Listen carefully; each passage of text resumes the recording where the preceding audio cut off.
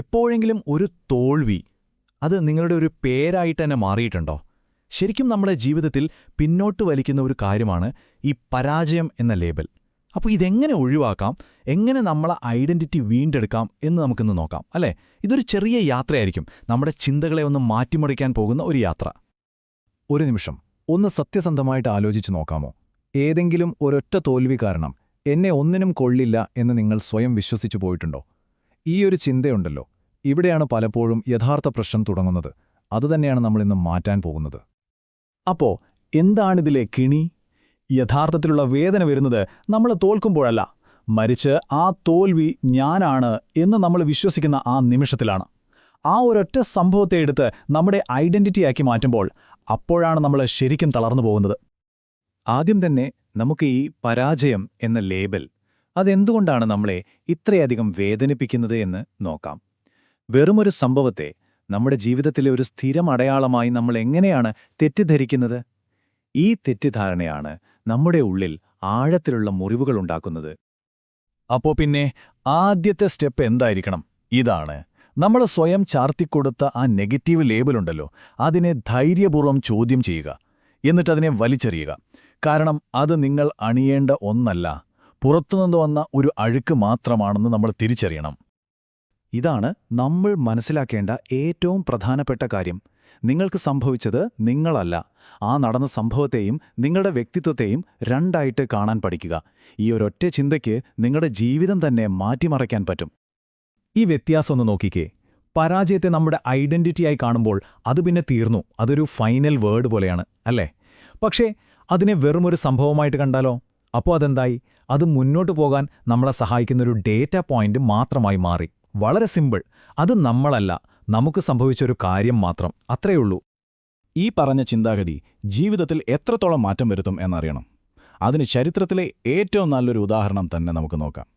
സാക്ഷാൽ Thomas Alva എഡിസന്റെ കഥയിൽ നിന്ന് നമുക്ക് ഒരുപാട് പഠിക്കാനുണ്ട്. ഈ സംഖ്യ ഒന്ന് ശ്രദ്ധിക്കൂ. 1000 തവണയാണ് തോമസ് എഡിസൺ ലൈറ്റ് ബൾബ് കണ്ടുപിടിക്കാൻ ശ്രമിച്ചത്. ഇതൊരു വെറും കണക്കല്ല, തോൽക്കാത്തൊരു മനസ്സിന്റെ ഏറ്റവും വലിയ പ്രതീകമാണ്. ഒരു നിമിഷം ചിന്തിച്ചു നോക്കൂ. ആ 1000 ശ്രമങ്ങളെയും അദ്ദേഹം പരാജയങ്ങളായിട്ടാണോ കണ്ടിരിക്കുക? ഓരോ തവണയും അയ്യോ ഞാൻ തോറ്റുപോയി എന്ന് അദ്ദേഹം സ്വയം പറഞ്ഞിട്ടുണ്ടാകുമോ? ഒരു തരത്തിലുമില്ല. എഡിസന്റെ പ്രതിഭ അദ്ദേഹത്തിന്റെ ആ കണ്ടുപിടുത്തത്തിൽ മാത്രമായിരുന്നില്ല, അദ്ദേഹത്തിന്റെ ചിന്താരീതിയിൽ കൂടിയായിരുന്നു. ഓരോ ശ്രമവും പരാജയമല്ല, മറിച്ച് പ്രകാശിക്കാത്ത ഒരു ബൾബ് എങ്ങനെ ഉണ്ടാക്കാമെന്നതിൻ്റെ ഒരു വഴി കൂടി ഞാൻ പഠിച്ചു എന്നേ അദ്ദേഹം കരുതിയുള്ളൂ. അദ്ദേഹം ആ പരാജയമെന്ന ലേബൽ സ്വയം സ്വീകരിച്ചതേയില്ല. ഇതാണ് അതിലെ രഹസ്യം. ചെറിയ ചെറിയ തിരിച്ചടികളിലായിരുന്നില്ല എഡിസന്റെ ശ്രദ്ധ. ബൾബിന്റെ യഥാർത്ഥ സ്വഭാവം പ്രകാശം നൽകുക എന്നതാണെന്ന് അദ്ദേഹത്തിന് നല്ല ഉറപ്പുണ്ടായിരുന്നു. അതുകൊണ്ട് എന്നായാലും അത് പ്രകാശിക്കുമെന്ന് അദ്ദേഹത്തിന് അറിയാമായിരുന്നു. എഡിസന്റെ കഥ നമുക്കൊരു പ്രാക്ടിക്കൽ പാഠം തന്നു. ഇനി നമുക്ക് കുറച്ചുകൂടി ആഴത്തിലേക്ക് പോകാം.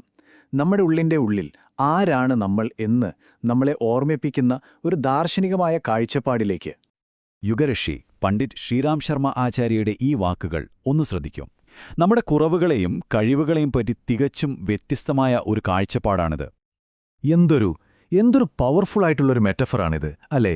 നമ്മുടെ കുറവുകൾ അത് നമ്മളല്ല, അത് നമ്മുടെ യഥാർത്ഥ സ്വഭാവത്തിൽ, നമ്മുടെ ആത്മാവിൽ പറ്റിപ്പിടിച്ചിരിക്കുന്ന വെറും പൊടിപടലങ്ങൾ മാത്രമാണെന്നാണ് പറയുന്നത്. ഒന്നാലോചിച്ചു നോക്കൂ, ഒരു പൊടി തുടച്ചുമാറ്റാൻ എത്ര എളുപ്പമാണ്. അതുപോലെ തുടച്ചുമാറ്റാവുന്നതേ ഉള്ളൂ ഇതെല്ലാം. കാരണം നമ്മുടെ ആത്മാവ് അതെപ്പോഴും ശുദ്ധമാണ്. ശരി, അപ്പം നമ്മൾ ഇതുവരെ സംസാരിച്ച കാര്യങ്ങളെല്ലാം എങ്ങനെ നമ്മുടെ ജീവിതത്തിൽ പ്രാവർത്തികമാക്കാൻ പറ്റും? വിജയകരമായ ഒരു മാനസികാവസ്ഥയിലേക്ക് മാറാൻ നമുക്ക് എന്തു ചെയ്യാൻ കഴിയും? നമുക്ക് നോക്കാം. ഈ 4 കാര്യങ്ങൾ മനസ്സിലുറപ്പിക്കുക. 1. പരാജയം ഒരു സംഭവമാണ്, നിങ്ങളല്ല. 2.